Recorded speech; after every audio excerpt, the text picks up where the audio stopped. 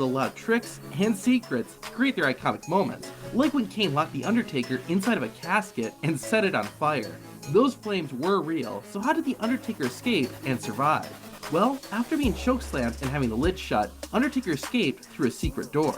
At the bottom of the casket, there's a section of padding that can be pushed out. Since the casket was right next to the ring, The Undertaker simply pushed the padding out and crawled under the ring. Kane and Paul Bearer intentionally blocked the view so that no one could see Undertaker escaping the casket. 18 years later, The Undertaker avoided another near-death incident when Shane McMahon jumped from the top of the Hell in a Cell at WrestleMania 32. We saw how the dead man survived, but how did Shane avoid killing himself? Well, there's actually an airbag hidden underneath the announcer's table. You can see the bag deflating after McMahon hits the floor. This moment still had to hurt, but at least there was some cushioning. A less painful moment was when Kurt Angle sprayed Stone Cold and an army of wrestlers with milk. You might not believe this, but the entire thing is a lie. Sort of. That is not milk that Kurt Angle is spraying everyone with. Since the arena and all the wrestlers would smell really bad due to the milk spoiling, WWE instead had Kurt Angle spray water. To make it look like the Olympic gold medalist was using milk, they added white coloring to the water. While the milk that came out of the hose was not real, the milk Kurt Angle drank at the end was, which created a problem. The milk stained Angle's shoes, and when he flew on a plane the next day, he smelled awful. There's only ever been 5 buried alive matches in WWE history, but when they do happen, it's pretty special. A wrestler wins when they bury their opponent inside a grave. No wrestler has ever actually died because of this match, so what's the secret? The first trick is that the grave is always built on what's supposed to look like a hill. This is what allows the grave to be very deep. Speaking of which, while the sides of the grave look like dirt, they're actually just fabric. When the wrestler falls into the grave, he'll pull back the fabric and go inside a small hidden room built into the side of the grave. The wrestler's opponent will usually do something dramatic to give the wrestler who's getting buried enough time to get into the hidden room before the dirt fills the grave. The room is just big enough for the wrestler to stand up and move around in. This is how The Undertaker was able to have his hand rise from the ground after the first Buried Alive match in 1996. That's how WWE does a Buried Alive match, but what about when Paul Bearer was buried alive under concrete? You might be surprised, but that was mostly real concrete. However, there was some oatmeal mixed in to give it texture. How WWE pulled off the stunt was, before the show started and before fans were at the arena, WWE filmed Paul Bearer sitting in the tank as they filmed it. Then, during the broadcast, WWE would play these pre-recorded clips to make it look like Paul Bearer was there live and the tank was getting filled. Now, during the actual show, there was someone in the tank, but that was a professional stunt person who was pretending to be Paul Bearer. In order to make it believable, the camera crew had to avoid showing a clear shot of the tank, since fans would have been able to tell that Paul Bearer wasn't actually in there. Okay, this one may not be an iconic moment, but it was memorable. On Raw, Triple H attacked Stone Cold Steve Austin backstage. It was actually a pretty stupid move, as Stone Cold not only got the upper hand, but he locked Triple H in a room with a rattlesnake. That was a real rattlesnake that Triple H was next to, but he wasn't in any danger, keeping both the game and the rattlesnake safe. One of the most shocking and infamous moments in WWE history is when Vince McMahon's limo blew up with him inside of it. As you might guess, WWE pulled the stunt off by pre-recording the explosion. But do you know exactly when the moment goes from live to pre-recorded footage? It happens right after the camera changes from behind Vince McMahon to a wide angle of him entering the limo. WWE did a pretty good job, but you can see in the live shot that there are 2 trailers behind the fence and only one when the limo explodes. Also, the fence changes a bit between the 2 angles, and there's also a tree that wasn't there before. Now, to perform the stunt safely, after McMahon entered the limo, the camera stayed completely still. McMahon then left the vehicle, and once everyone was safe, the explosions went off. WWE cut the footage so it looked like the explosion happened as soon as Vince shut the door. Something else worth mentioning is that for a single frame, you can see part of the device where the explosion came from. One of WWE's most disturbing moments was when Diesel saw himself inside a casket. Whoever's inside looks exactly like Diesel, so how did WWE make it look so real? That is actually the real Diesel or Kevin Nash inside the casket. Raw did not air live at this time, so before or after the show, WWE filmed shots of Diesel actually in the casket and edited them in. The shots were tight enough so that you couldn't tell that they were filmed at a different time. Now we also see shots with both Diesel and his body in the casket. For that, WWE had a dummy that they dressed up to look like Diesel, and since the camera was far enough away, fans couldn't tell. The Undertaker is cool for a lot of reasons. One of them is because of all the supernatural stuff he can do. How the Undertaker's tricks are performed have been mainly kept a secret, but thanks to some fans, the truth was revealed. For example, the Undertaker suddenly appearing in the ring after the lights go out has been exposed. Several fan cameras have captured the Undertaker rolling in and from under the ring when the arena goes black. Other videos have not only shown the Undertaker getting into the ring, but production staff helping him by handing the dead man his hat. Of course, this isn't earth-shattering news, but it does make Undertaker suddenly appearing in the ring look a little less scary when you see how it's done. When wrestlers bleed in WWE, it's usually real blood, although that's not always true. Back in 2016, Triple H attacked Roman Reigns on Raw. The beating was so brutal that it busted open Roman Reigns' head. However, thanks to footage filmed by a fan, we can see how it actually happened. After Triple H slammed Rowan's head into the announcer's table, and while the cameras were off him, Byron Saxton handed the big dog a blood capsule. Then when the game came back, Reigns had blood on his head, appearing as if he had been cut open. It's no surprise that one of the ways WWE makes things seem real is with clever camera tricks. Sometimes, WWE will cut to a different angle at the last second to make a move seem more impactful. However, thanks to one fan sitting in the front row, everyone was able to see one of their camera tricks firsthand. On Raw, Seth Rollins grabbed a chair and began hitting Drew McIntyre with it. Cell phone video from a fan in attendance caught the cameraman squatting down and up. Of course, this was to shake the camera, so that every time the chair connected with Drew's back, it seemed more brutal. Pretty much all the fans we've talked about so far only managed to expose one WWE trick. This next fan, though, uncovered a ton of WWE secrets in just a few snapshots. In 2014, a fan at a WWE show discovered a script for Raw that had been left unattended and decided to take some pictures and share them online. The images show the outline for an entire episode of Monday Night Raw and include information like who is the producer for a particular match, how long each match needs to be, the exact lines wrestlers are supposed to say, "It is futile to resist," and more. Hopefully no one found out which WWE employee left the script unattended, because Vince McMahon probably would have something he would have liked to say. I am no pervert. Wait, that's not right. You're fired! That's more like it. With how many matches and segments are on a WWE show, the ring has to be adjusted throughout the event. The ring crew usually needs to be pretty quick too, since the majority of WWE shows are on live TV. The actual changing of the ring apron and canvas is usually something WWE doesn't show, but thanks to fan cameras, it's possible to see how they do it. While this isn't really a secret, sometimes the ring crew cut things pretty tight. For example, at the 2017 Payback pay-per-view, the production staff were changing the ring for the Cruiserweight match. They might have been short on time or not going as fast, because Neville was making his way to the ring while the crew were still getting it set up. Luckily, the WWE employees got out just before the champion got in the ropes. If you watch this on TV though, you probably had no idea how close WWE was cutting it. Signs are an iconic part of wrestling. It's a way for anyone to show their support for a wrestler, or just speak their mind. A majority of signs that you see in the crowd are real and are created by actual fans. However, WWE will make their own signs and put them in the audience to help push their agenda. During an episode of Raw in 2018, fans shared that WWE employees were handing out signs that said, "We want women's tag championships." Just a couple of months later, WWE would announce the creation of tag team titles for the women's division. Have you ever wondered why some wrestlers' legs look weird? Well, that's because mainly female wrestlers wear sheer tights under their ring gear. These tights are thick enough that you can't see through them, and there's a few reasons why wrestlers wear them. One reason is to protect a wrestler's legs from getting mat burns. Similarly, the tights hide bruises and other imperfections so that wrestlers look their best when they perform in front of fans. The sheer tights also prevent wardrobe malfunctions in case a wrestler's attire gets pulled during a match. Wrestlers pick a pair of tights that match their skin tone, and, with the right lighting, it's hard to tell that they're wearing an extra piece of fabric under their attire. The microphone is an iconic part of WWE, but often overlooked. It's also fake! Sort of. While the microphones used in the arena are real, the ones you see backstage are not. Instead, the audio during a backstage interview is picked up by a boom mic that's not seen on camera. The microphone that the interviewer is holding is just a prop. The reason WWE does this is so that the audio gets picked up clearly, even when there are multiple wrestlers being interviewed, and if the interviewer needs to walk away, viewers at home can still hear. John Cena, because you can't see him. Get it? He goes. Well, there's cameras in here. It'd be kind of weird if there were cameras in the locker room if we didn't have an interview. All right, okay. All right. Actually, I'm getting pretty good at this whole interview show thing. I think they're gonna give me my own show on the WWE Network.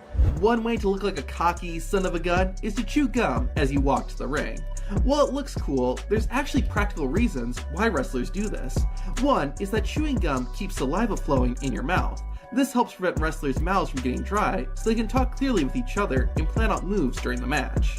Additionally, wrestlers can also spit out the gum after getting hit by a big move to make it seem like a tooth or spit got knocked out of their mouth, which makes the match seem even more brutal. Another thing wrestlers like to do before walking out is wet their hair. In addition to making wrestlers look cool, there are other reasons why WWE stars do this. Since wet hair is heavier than dry hair, it'll move and get whipped around when wrestlers get hit. This makes the moves look more impactful, which makes the match more enjoyable for fans. Another reason wrestlers wet their hair is to literally stay cool. In addition to how physically demanding wrestling is, wrestlers also perform under bright, warm spotlights. To help keep them from overheating, wrestlers will wet their hair before coming out, or in Triple H's case, as you're walking towards the ring. Sometimes, wrestlers do this to keep themselves from being burned. Goldberg would pour water on his head before going out so the pyro he walked through didn't stain as much. Jeff Hardy also made sure he was wet before getting blasted in the face by pyro in 2009. After you see this, you'll never look at Randy Orton's Power Slam the same way again. Watch these two clips and see if you notice anything different. Orton trying to reclaim the United States Championship on Sunday.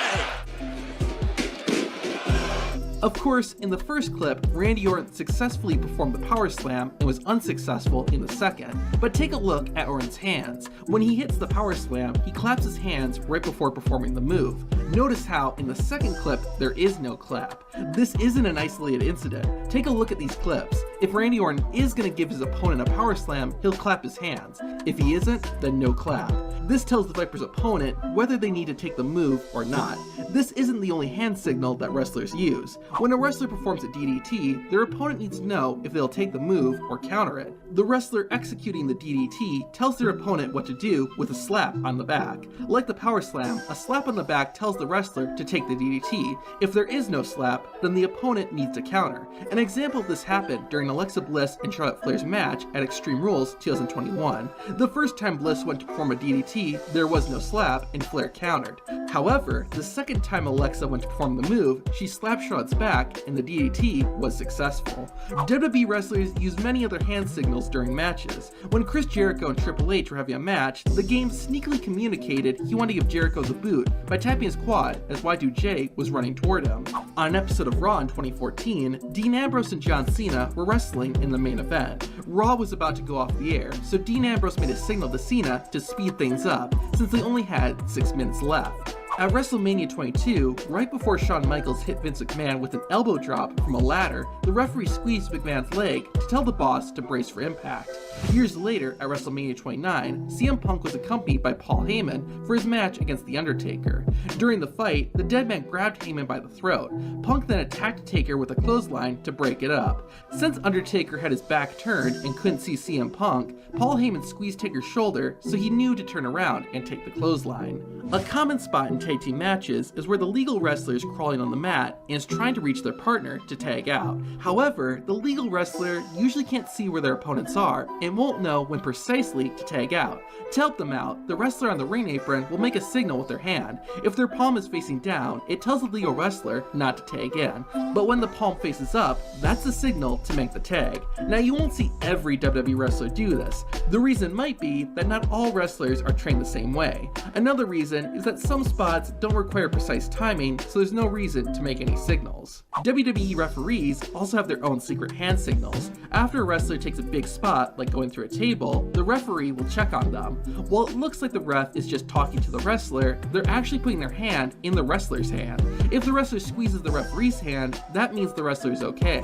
After getting the squeeze, the referee will raise a closed fist into the air. This tells the backstage personnel that everything is okay. If the wrestler doesn't squeeze the referee's hand, the ref will make an X sign with both of their arms. If the injury is pretty obvious, the referee will just make the X sign without checking in with the wrestler. At the first Hell in a Cell pay-per-view, Randy Orton and John Cena faced off for the WWE Championship. The two had a solid match, but about midway into the contest, a WWE secret was accidentally exposed.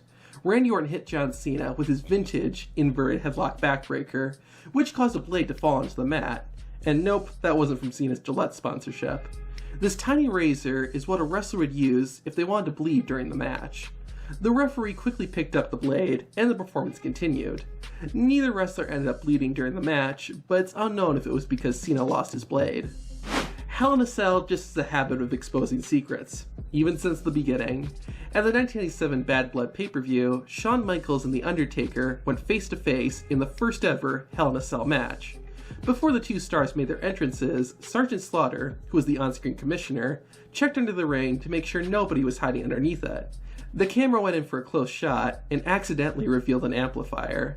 If you don't know, WWE places sound equipment under the ring so that when a wrestler hits the mat, it sounds even more impressive. Yeah. Oh! And his feet just hit the roof of the cage.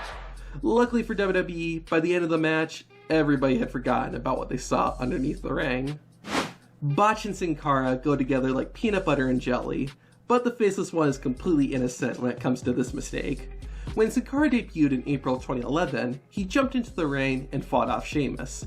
Unfortunately, right before the luchador dove in, the cameraman accidentally revealed a bit too much and showed the trampoline Sin Cara jumped off of to make his entrance. The WWE camera crew got better at hiding this as Sin Cara continued to wrestle, but the masked wrestler's career didn't exactly start off on the right angle. At WrestleMania 7, Jake the Snake Roberts took on the model Rick Martel in a blindfold match. Unfortunately, the illusion that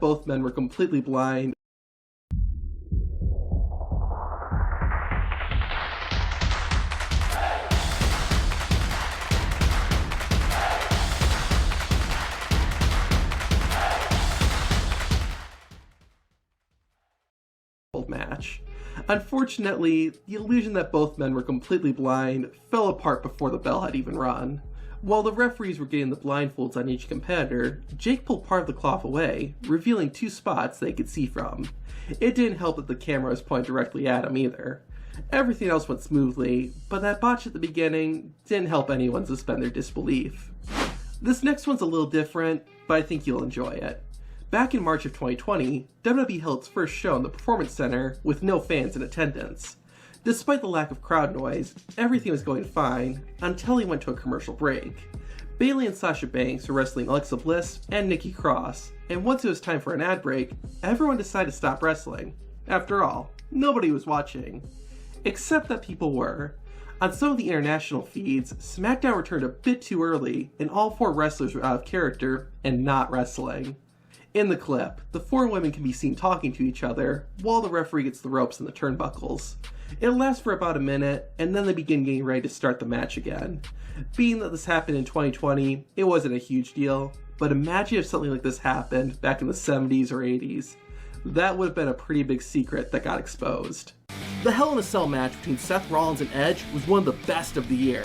The rivalry had become incredibly heated, and the two went all out in their final match. Tons of weapons were used, including a wrench that Seth used to try and attack Edge's eye. After teaming with Bad Bunny at WrestleMania, Damian Priest went back to being solo and took on The Miz and John Morrison in a handicap match. At one point, Priest performed an awesome flip over the top rope and out of the ring.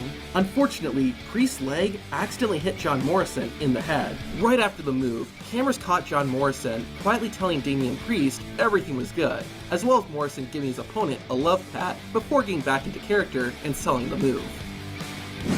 In addition to playing their role in the match, WWE referees also handle most of the communication. If there's something that WWE producers and directors want the wrestlers to know, they'll tell the referee by talking to him or her through the referee's earpiece. An example of this was shown live on Raw. Elias and Jackson Riker were facing off in a Symphony of Destruction match. While fighting, Elias accidentally got busted open. WWE has a no blood policy and likes to avoid it when they can, especially during their PG shows. After Elias began to bleed, someone backstage told the referee to tell Elias to wipe off the blood, which Elias did immediately. This apparently wasn't communicated to the production crew, and the whole thing was shown on camera. WWE likes to make their wrestlers seem larger than life. There's all kinds of tricks and secrets they use to do this, and one of them was exposed live on Raw. Rey and Dominic Mysterio were being interviewed backstage when Austin Theory interrupted. The camera pulled back a bit too far and revealed that the interviewer was bending his knees in order to make the wrestlers seem taller. This is one of the reasons why WWE likes to hire women for backstage interview roles, since they usually don't have to adjust their height to make the wrestlers appear taller. Do not be fooled by our politeness. Got an appetite for dividends? Come get your slice on eToro. Weapons are a signature part of WWE. Of course, the wrestler using the foreign object isn't actually trying to hurt their opponent. Despite that,